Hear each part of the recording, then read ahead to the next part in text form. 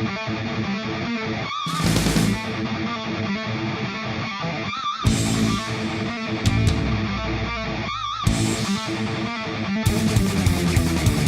folks, welcome to PRIMO NUTMEG. I am your host, Steve.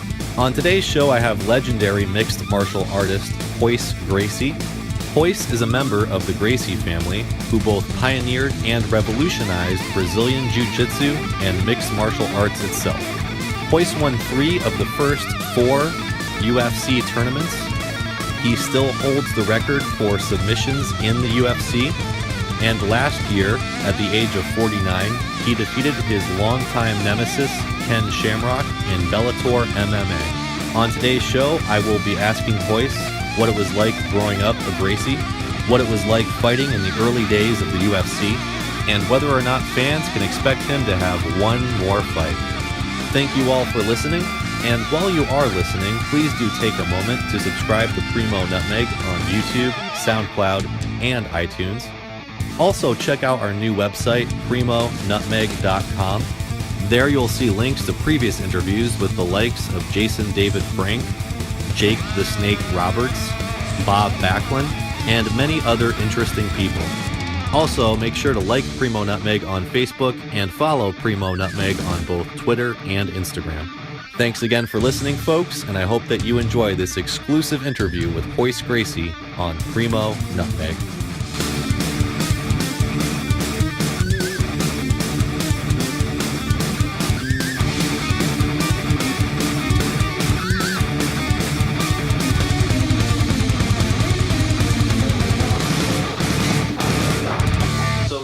Thank you very much for meeting with me. I really do appreciate it. You're welcome. It sincerely is an honor to meet with a legend such as yourself. Thank you. So my first question would be, your entire family is legendary, changed the sport of mixed martial arts. What is it like coming from the Gracie family, and when did you personally get involved in mixed martial arts? Gracie family is another family like any other, just like any other family.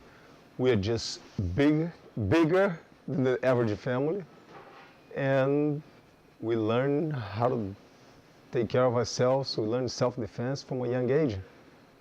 What got me involved in mixed martial art? My father, my family, my cousins, my brothers, my uncles.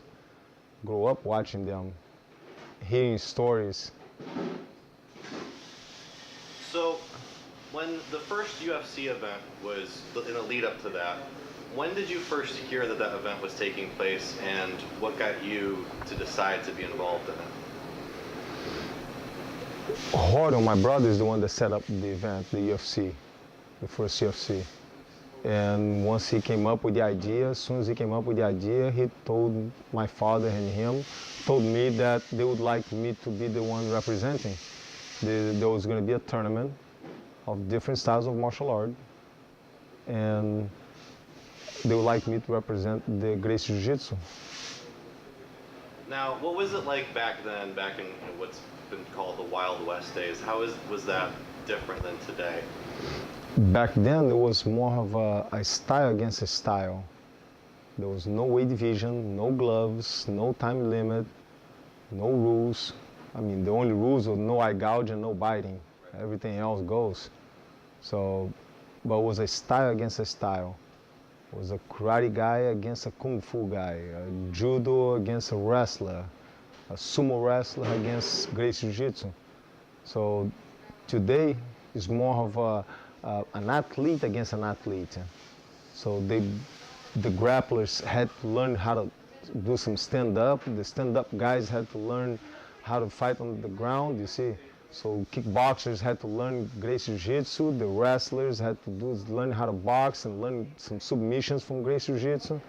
So, yeah, today is more of an athlete against an athlete. Who have the best strategy? Who, you see, have the best game plan? Who is able to deliver the best strategy, the best game plan? Now, do you think that it was better back then when you had folks with different styles, or do you think that the sport is better now, where the styles have become somewhat amalgamated, and in large part due to yourself and your influence on the sport? But then also, what are your thoughts on the rules that they have now? Because back then, again, there were so much fewer rules. Okay, one at a time. For the first one, okay, it was back then. It was a style against a style. So, of course, the guys learned that without Gracie Jiu-Jitsu, they wouldn't stand a chance. So me being the smallest opponent in the cage, subdue all those guys without even hurting them, not drawing any blood. So they had to learn Gracie Jiu-Jitsu.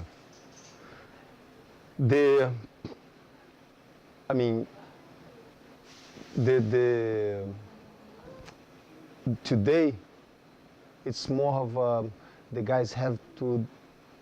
The rules is even for both of them. The rules are equal. The time limit, the weight division. Back then, there was no time limit, no weight division. If you do with no weight division, but with the time limit, it would be unfair.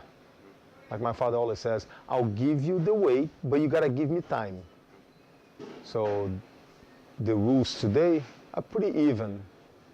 You see, it's pretty even, the rules. Both are the same weight. So people say, well, the rules favor the stand-up guys or favor the grapplers. No, it doesn't. It's 5 rounds of 5 minutes. It's good, you see. I'm happy with the rules. I would say it's as realistic as you're gonna get. I understand the rules. But back then, if it wasn't a street fight, there's no rules, there's no time limits. So there's no time limit in the street fight. So the fight's gonna go on until somebody quit. There's no pinning the guy down, so I understand the rules, but back then was a little more raw, let's say. It had to be done that way. Beyond that, over the past 25 years or so, the UFC in particular has changed a lot. It's become a lot more commercial. Women now fight where they didn't originally. What are your thoughts just on how the UFC has evolved and changed over the past quarter century? The UFC, like Bellator, you see, what changes it changes the strategy from the fights. Bellator, I just got back from Bellator in Torino, Italy. Major success. Budapest, Hungary. Now tomorrow, this weekend, we're going to a Friday, we're going to be Mohegan Sun Casino. And then a couple weeks from now, we're going to London, England. So it's spreading out all over. You see, it became the new sport. People want to learn martial art. But again, they have to learn a style. You don't learn MMA. You learn a style of martial art. You're gonna learn a style. Every champion you look out there, they have a background. They have a style they come from. So if we could talk a little bit about your most recent fight. You fought Ken Shamrock last year. That was the third in your trilogy. What did you think about that fight coming out of that? Was that everything that you had hoped it to be? Would you like to fight him again? Just what are your thoughts after having fought Ken Shamrock in Bellator? There's no reason to fight him again. The strategy was perfect. We timed everything. Everything was a perfect strategy, delivered just like we train. Are there other fights that you still would like to have, or are you retired now? I've been trying to retire for the last 10 years. There's a list of guys that want to fight me. So I don't pick opponents, never did. So it's up to the promoter. Promoter calls me up, just tell me when to show up and I'll be there. They even have to tell me who is it. I mean, I have to imagine that there are folks who, you might like to fight more than others, like Matt Hughes, for example. Wouldn't you like to fight him again if you were going to fight again? I never pick an opponent. To me, it doesn't matter. Fought guys twice my size, 6'8", 490 pounds. Manager calls me, hey, got a fight for you. Okay, Just tell me when. I'll be there. Doesn't matter. I don't pick opponents. They pick me. When you're on top, man, you don't pick. You get picked. So tonight you're going to be having a seminar here in Glastonbury, Connecticut, and I'm going to be attending that, so I'm pretty interested. What will we be learning tonight? The way I teach basic self-defense. Everybody that sign up for a martial arts school, they sign up to learn self-defense. You see, they don't sign up to become champions in point system, in tournaments, and you don't even know about tournaments before you sign up for Gracie, for martial art in general. Martial art in general was not made for competition, for tournaments. They were made for self-defense, to defend, to learn, for you to learn how to defend yourself in a street fight situation. Not to score points, not because you want to be the world champion in the Bellator, or because you want to fight professionally. No. 99% of people, there's a small percentage that say, man, I want to fight, man, I want to train and get in the cage. But majority want to learn how to defend yourself in a street fight situation, just in case if something happened. Either something happened, or you saw something happened to you, or you saw something happen to somebody, or you saw in a movie something happen, and you put yourself in that position, go, oh man, if that was me, what would I do? And that's why you learn. Forget which one is better than the other in martial art. That's why you sign up for martial art. So you learn for you to learn how to defend yourself in a street fight situation. So yes, I'm going to be teaching a lot of self-defense. And that's what martial art and Gracie Jiu-Jitsu is all about, self-defense. For up-and-coming fighters, though, do you think that it is important for them to first have that kind of mindset of defending themselves in a street fight and putting themselves mentally in that sort of position more than training for the fight? Or should up-and-coming fighters nowadays really train for the fight itself? You have to train for not to lose. You don't train to win. My father never taught me how to train to win the fight. He taught me how not to lose. If I don't lose, the question is how I'm going to win. The first thing is not to lose. Principally if you fight somebody bigger and stronger than you. So first thing is defense. Like football, defense. Basketball, you see, defense. They cheer. I score, he score. I score, he score. So it's question who have the better defense. If you can block me, now you got the advantage. You got the upper hand. So you got to know how to play defense. You got to learn how not to lose.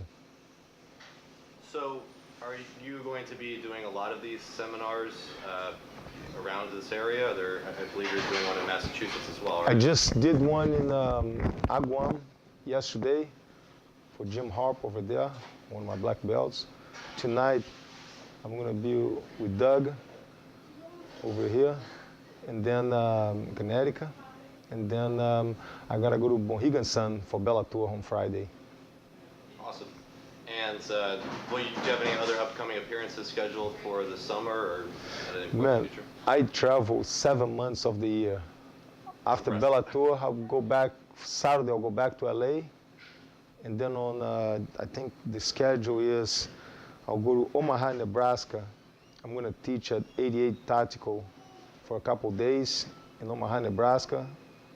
And then I drive to Kansas, teach over Kansas City over there in law enforcement class for 3 days and some BJJ schools for 3 days.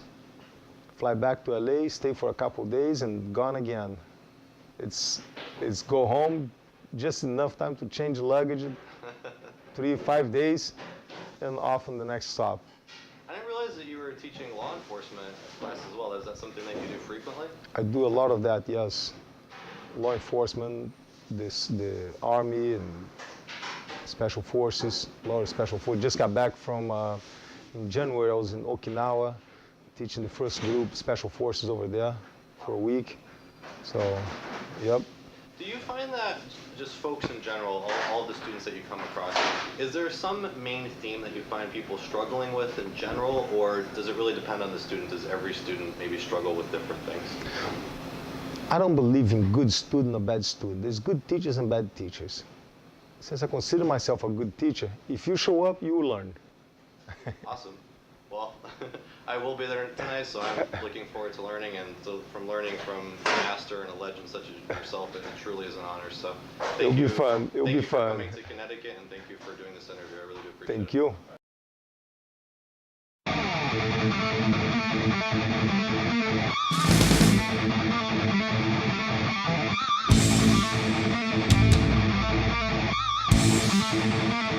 Anyone who is interested in mixed martial arts, please do check out Royce Gracie Jiu-Jitsu in Glastonbury, Connecticut.